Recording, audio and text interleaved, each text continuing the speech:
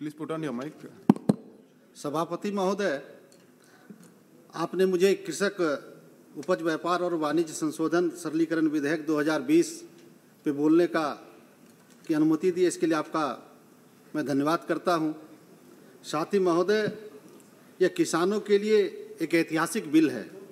माननीय प्रधानमंत्री जी का जो सपना कि देश के किसान खुशहाल हो, तरक्की करे, उनकी आमदनी दुगनी हो, आज माननीय प्रधानमंत्री जी का जन्मदिन भी है और इस अवसर पर इस बिल को लाया गया है और प्रधानमंत्री जी को हम बधाई देते हैं कि आपने किसानों के हित में बिल लाने का काम किया है।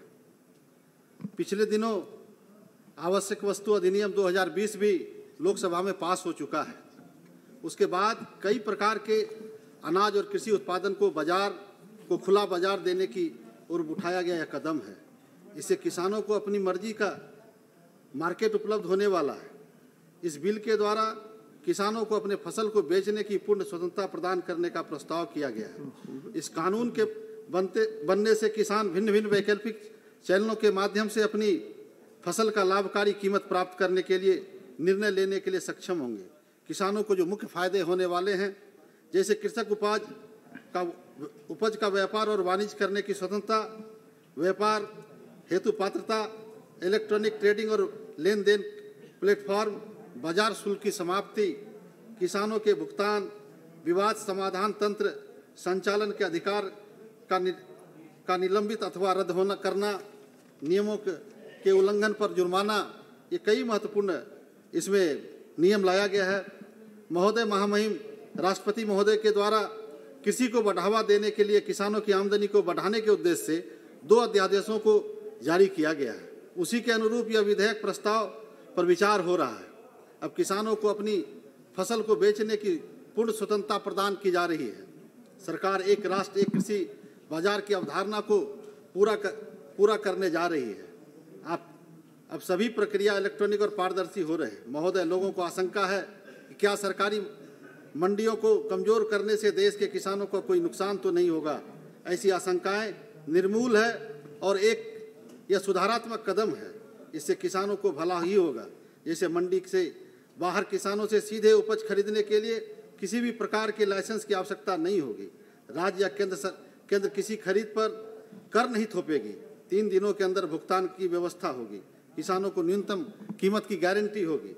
30 दिनों के अंदर किसी प्रकार के विवादों का निपटारा के लिए एसडीएम और जिलाधिकारी के पास भेजने का प्रावधान होगा। इसे सुलझाने के लिए की भी पारदर्शी प्रक्रिया होगी। महोदय, किसानों के लिए यह एक तोहफा है कि किसानों की तकदीर बदलने वाली है। महोदय, मैं बिहार के पूर्णिया से आता हूँ। पूर्णिया मेरा संसदीय क्षेत्र है, कर्मभूमि है। 1980 के दशक में पूर्णिया क्षेत्र में और बिहार में जो मक्का की खेती है, वो 80 के पहले दूसरे प्रदेश से मक्का बिहार में आता था। आज किसानों की लगन और मेहनत का परिणाम है कि बिहार में देश का सर्वाधिक मक्का का उत्पादन बिहार में हो रहा है। वैसे आंध्र प्रदेश और कर्नाटक जैसे राज्य में भी मक्के की प्रचुर खेती होती है। और जिस क्षेत्र से हम आते हैं, बिहार के पूर्णिया प्रमंडल, कोसी प्रमंडल और भागलपुर प्रमंडल में सर्वाधिक मक्का की खेती होती है। आज वहाँ से हजारों रेक सीजन पे निकलती है। लाखों टन मक्का की ढुलाई वहाँ से की जाती है।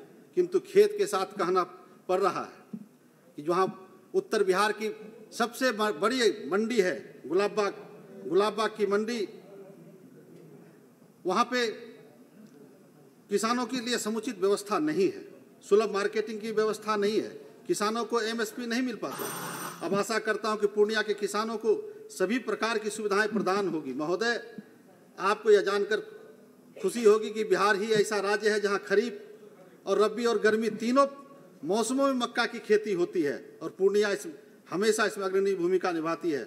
महोदय, मेरे मुख्यमंत्री नीतीश कुमार जी की दूरदर्शिता को समझ सकते हैं कि जब वे पहली बार मुख्यमंत्री बने तो एपीएमसी एक्ट 2006 लाए और मक्के पर सभी प्रकार के मंडी टैक्स को समाप्त किए। साथ ही अन्य फसलों से भी टैक्स से मुक्ति दिलाया गया।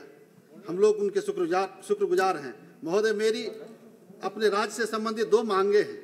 माननीय मंत्री जी यहाँ बैठे हैं, आशा करते हैं इसका कोई न कोई उपाय जरूर निकालेंगे।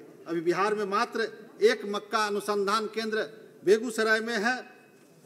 बिहार काफी बड़ा राज्य है।